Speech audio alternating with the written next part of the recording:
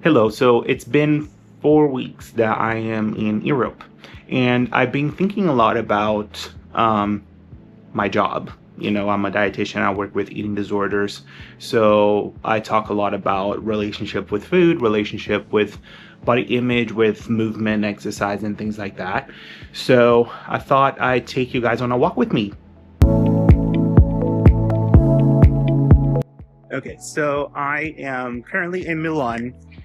And I've been thinking about this topic for most of the trip, to be honest, because I have noticed a difference in certain customs here, I guess, um, both surrounding food and movement, you know, and it made me think about some of the topics that are very relevant now in the United States.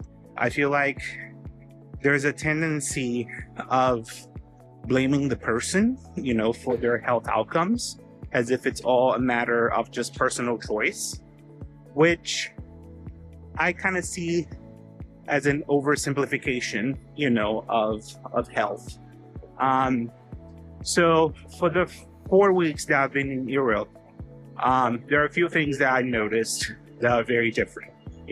People's bodies tend to be smaller here, and I was reflecting, like what is playing a part in that, and comparing to some of the things that I see in Texas, for example. And I noticed that there is a slower pace to life, especially when it comes to eating.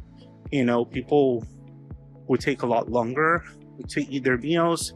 It's a lot more of a communal thing. Like, we walked around Paris, we walked around Barcelona, and now walking around Milan, I'm having similar experiences that around lunchtime, people gather to eat. There's a bunch of people outside of the restaurants.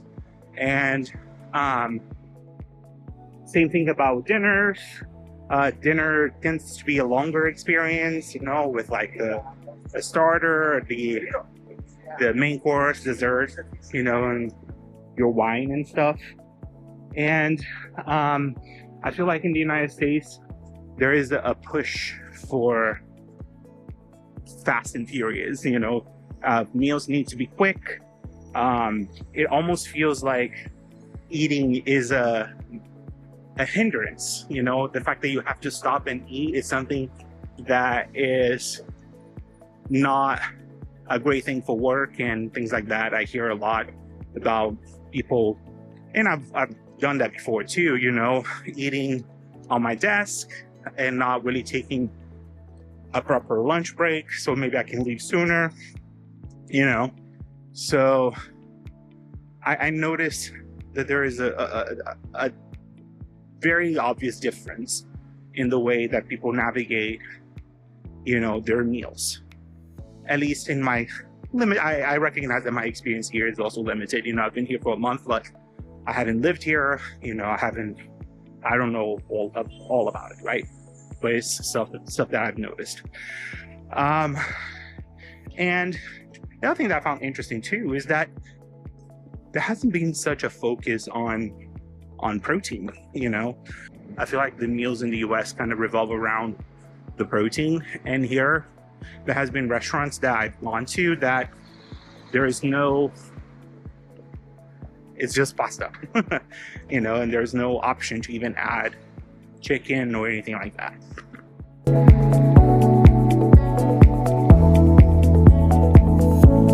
So the fact that the meals tend to be more carb focused sometimes was very interesting, because that's something that in the US I feel like is so demonized right now, and here in Italy, for example, pasta is just part of life. It's everywhere, it's omnipresent, and still, the people here tend to be in smaller bodies. The other thing that really made me think about, the US a lot is how walkable the cities are, and how focused and how efficient the the public transportation systems are.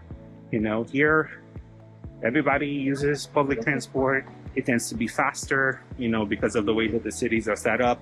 The streets here are quite small, you know, so not the massive highways that we see in Texas. And I think that the fact that people rely more on public transportation ends up increasing their natural movement, you know, because if you think about it, getting up in the morning, maybe eating something, then going to your car, driving to your job, then driving right back up, you know, you kind of take away a lot of potential movement that you could be engaging in. Whereas here, if you're going to the office, you have to walk to the train station, you know, be in the train, walk to your job, you walk to get food for lunch, you know, there's just a lot more walking. That's part of a regular routine here. And I think that Texas really struggles with that. The cities in Texas are not very walkable. The other thing that I think makes a big difference there is the heat. You know, the weather is not very conducive to doing all this walking outdoors, you know? So I think that we, because of the weather and everything, we kind of engineered movement out of our routines in the US a lot, especially places in the South like Texas. I feel like New York is more walkable, more focused on the public transport system. But my experience in Houston has been quite the opposite. You know, if you don't have a car in Houston, you are in trouble. Very hard to rely just on public transportation for daily life things. I see people kind of relying on it when it's a special event, like the rodeo, that they park a little bit further and they just take the train, you know, but I don't see it as something so recurrent. And the other thing that I've been thinking about too is just the stress, you know, in the US. I feel like that pressure for productivity, the fast pace of life, you know, can make you lose touch with some of your basic needs sometimes, you know, because you're always in a hurry, you always have everything needs to be so fast, you know. Like even waiting for a meal here has been a humbling experience, you know, because even if you go to a fast food place, it's not as fast as the US is, you know. So before we get to the point of the conversation, let's take a look at the destination of this walk.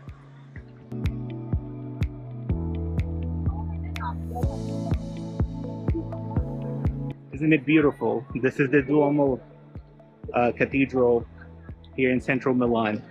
So why was I thinking, why was I talking about all these things? I think we need to quit being so hateful, so harsh towards people, you know, for things that they sometimes can't really control. You know, I think that we have a tendency of blaming people for health outcomes like diabetes, you know, weight fluctuations and things like that, when it's not just a simple decision made, you know, it's a host of factors that kind of play a part, you know, and determine some of your health outcomes. And a lot of times some of those things are not within your control, you know. Having access to a balanced meal, having access to places to engage in movement, you know, a lot of times that's a privilege, you know, that not everybody has. And for a geographic location, for time, you know, for the amount of workload that they have, for, you know, access to parks, access to walking, access to being able to buy produce, you know, there are financial concerns that also kind of come to play. So I'll leave you guys with this reflection. Asking for kindness. Again, I get in the rabbit hole of looking at comments on Facebook posts, especially when it's about a person in a larger body that's struggling to fit in an airplane or find a seat, you know.